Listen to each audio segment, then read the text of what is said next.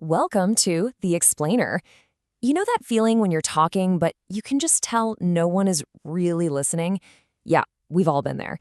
Well, today we're going to dig into Stefan Avivson's How You Speak to Customers and build a whole new mental model for communication, one that actually, works. So let's just jump right in. Let's get to the absolute heart of the problem with one big question. Why? Why do so many of our pitches, our presentations, our attempts to connect just completely fall flat? Well, according to Avivson, it's because we've all been taught the wrong thing. We've been trained to perform, to have the perfect slides, the slickest jargon, the flawless delivery. And in all that performing, we completely miss the one thing that actually matters, a real human connection. Okay, so our first step here isn't about learning some fancy new technique. Nope. It's about unlearning all the bad habits that are holding us back. We're going to tear down that old model of communication, and we're starting right at the very beginning, that critical first impression. And the first rule here is, honestly, it's pretty brutal. It's this: engage fast or disappear. You've got seconds, maybe 7 if you're lucky, to grab someone's attention.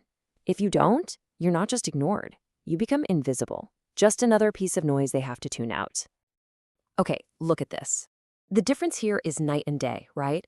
The bad opener is all me, me, me. I'm Mia, we do this. The better one, it's all about them. It starts with their problem. Your team wastes 40 hours. See? That's the pivot. It's the difference between getting a blank stare and getting a go on. All right, raw law number 2 is all about listening. And look, I don't mean that fake listening we all do where you're just waiting for a pause so you can jump in and talk. No.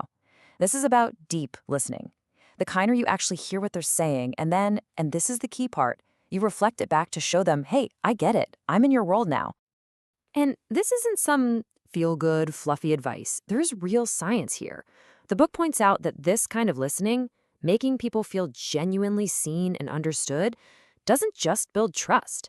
It literally makes them see you as more intelligent and more persuasive. Think about that. It's a straight-up competitive advantage. Okay, so we've started to unlearn the stuff that doesn't work. Now what? Well, we need a new system to plug in its place, right? That brings us to section 2, the new framework.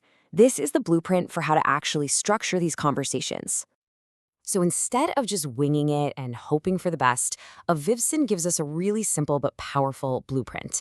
He calls it the raw talk frame. And the whole point of it is to guide a discovery, to have a real conversation, not just to bulldoze someone with a pitch. And it's so beautifully simple. RAW. R is for reason. Get straight to the point, no fluff. A is for ask. Flip the spotlight onto them. Ask about their world, and then actually listen. And W is for win together. This is where you connect their problem to your solution, but you do it collaboratively.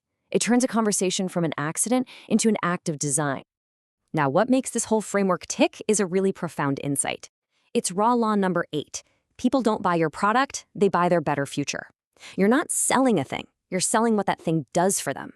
You're selling an outcome, a result, a picture of a better life. So what does that actually look like? It means you have to stop talking about features and start talking about feelings. You don't sell the AI dashboard. You sell peace of mind. You sell being the smartest person in the room on Monday morning. See the difference? You're not selling a tool. You're selling the relief that tool provides. All right, so having a framework is great, but executing it when you're in the moment, under pressure, that's a whole different ballgame. So now let's get into the nitty-gritty tools you need to actually find that raw truth that's going to drive everything forward. Get ready for this number, because it's a little shocking. According to Avivson's research, we're talking across hundreds of companies here, only 4%, actually know the real reason why their customers buy from them. Let that sink in for a second. That means the other 96% are just guessing. They're flying blind, operating on assumptions. And that is exactly why this next tool, the reality check, is so crucial. It's a simple way to stop guessing and start knowing, to find the real truth, not just the story you tell yourself. So, question 1. It's maybe the simplest and most powerful question you can ask. Why did you buy from us? And you don't just ask your customers, you ask your own team, too. The answers you get will give you your real value proposition in their own words, not in some marketing jargon that you came up with in a meeting. Okay, question 2 is probably familiar to a lot of you. On a scale of 0 to 10, how likely are you to recommend us? The Net Promoter Score. But here's the thing, the number itself is kind of useless. The real magic happens when you ask the follow-up, why? That why is where you find the emotional gold, the real reasons for their loyalty or their frustration. And then there's question 3. How can we improve? I mean, this is just pure gold. It's like your customers are handing you a free, perfectly detailed, actionable roadmap for your business. And it's coming straight from the source. But maybe the most powerful tool in this whole execution phase isn't a question at all. It's what you do after you ask the question. It's silence. Rollout 13 says silence is a weapon. That pause, it's not awkward. It's confident. It gives the other person space to think and often to tell you the thing that really matters.